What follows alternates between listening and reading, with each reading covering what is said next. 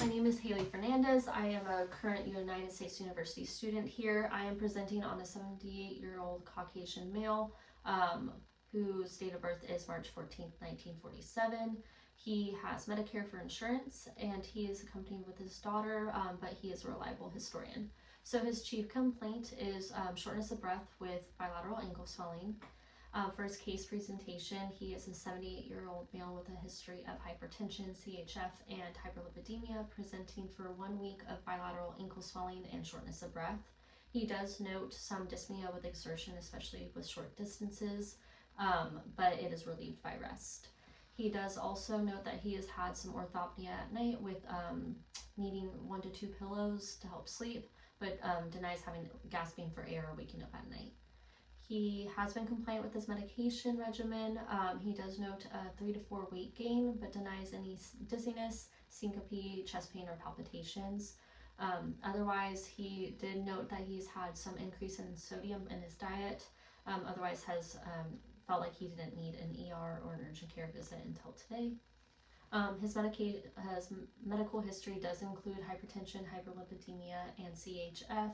He currently takes lisinopril 20 milligrams, atorvastatin 40 milligrams, aspirin 81 milligrams, as well as furosemide 40 milligrams. He denies any medication allergies, food, or environmental allergies. He has had a hospitalization for CHF exacerbation in the past, earlier this year in January. Otherwise, no other hospitalizations. His only history of surgeries was a CABG ×3 a few years back. Otherwise, family history, his mother and father are deceased. His father passed away from an MI and his mother from a stroke. Otherwise, for social history, he endorses wine occasionally but denies any tobacco or illicit drug use. He is able to perform his ADLs with some limitations with exercise. He lives alone and independently, but his daughter does live nearby. Otherwise, he feels safe at home and feels like he has good support. For his review of systems, he denied any fever, chills, or weight loss, but does report that weight gain of 3 to 4 pounds. Denies any sore throat, difficulty swallowing, congestion, any ear pain. He does note the shortness of breath, but denies any wheezing. He does have the chest tightness with exertion and the ankle swelling, but denies any other cardiac symptoms. He denies any abdominal pain, nausea, vomiting.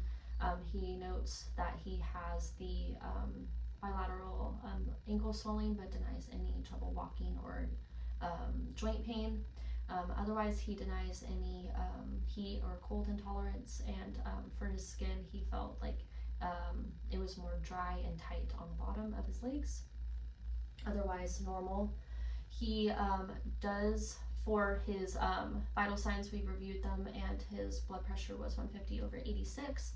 Respirations are 20. He is 94% on room air. He has a BMI of 27, weighs about 189, and he is 5'9". For reviewing his labs and previous studies, so back with his hospitalization, I reviewed his chest x-ray that showed some cardiomegaly.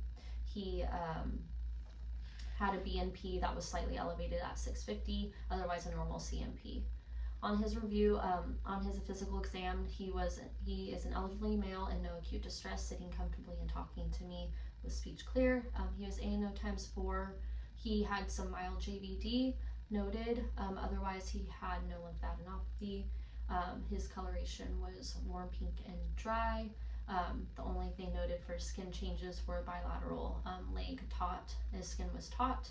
On exam, for his respiratory exam, I saw that he was in no acute distress, no accessory muscle use, but he did have bibasilar crackles, otherwise no wheezing.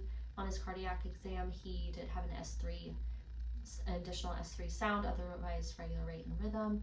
He did have the bilateral edema plus one pitting edema along with that. Otherwise, his gait was normal. His abdomen was soft and tender. and then he was neurologically intact and speaking clearly and cooperative. For the differentials, I believe that the main differential is pulmonary edema due to CHF exacerbation based on his presentation with the orthopnea and dyspnea, along with that bilateral edema, along with the physical exam findings of the crackles, the S3 gallop on top of the JVD. I believe that he is having pulmonary edema with that CHF exacerbation. Secondly, I thought that he would have venous insufficiency due to that bilateral edema and that pooling of that fluid. I thought that he would have, that would be a second differential, but typically that doesn't present with any pulmonary symptoms, so that kind of ruled that out. And the third differential, I was thinking of pneumonia with his pulmonary symptoms and exam findings. Typically, sometimes that can present with pneumonia, but without the fever and the cough, and then we don't have an x-ray to show any consolidation, that further ruled that out. So my primary diagnosis would be CHF exacerbation due to pulmonary edema. With pulmonary edema, so for that diagnostics, I would reorder a CMP to check electrolytes and renal function, especially due to that diuretic therapy that he has, on top of an echogram, echocardiogram to assess cardiac function and ejection fraction, on top of reordering the BNP to check trends for his CHF, especially from the previous one. For treatment, I would probably up his dose from once daily for the furosemide to twice daily, 40 milligrams, and reassess after that in a few days, and then go back to his normal therapy, along with just continuing his medication prescriptions with the other medications, and also restricting his sodium diet to at least 2 grams daily.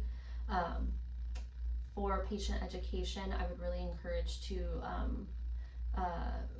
for medication adherence, daily weight logs on top of sodium restriction and exercise. I would really encourage the sodium restriction to 2 grams daily, and talk about exercising to help with the circulation in his legs, to help with the edema, on top of putting up his legs to help with that as well.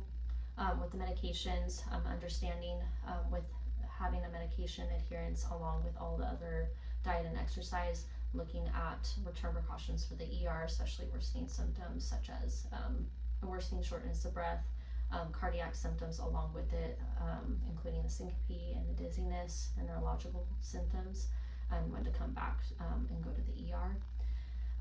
And then with the daily weight logs, knowing when too much weight gain is required to go to the ER as well.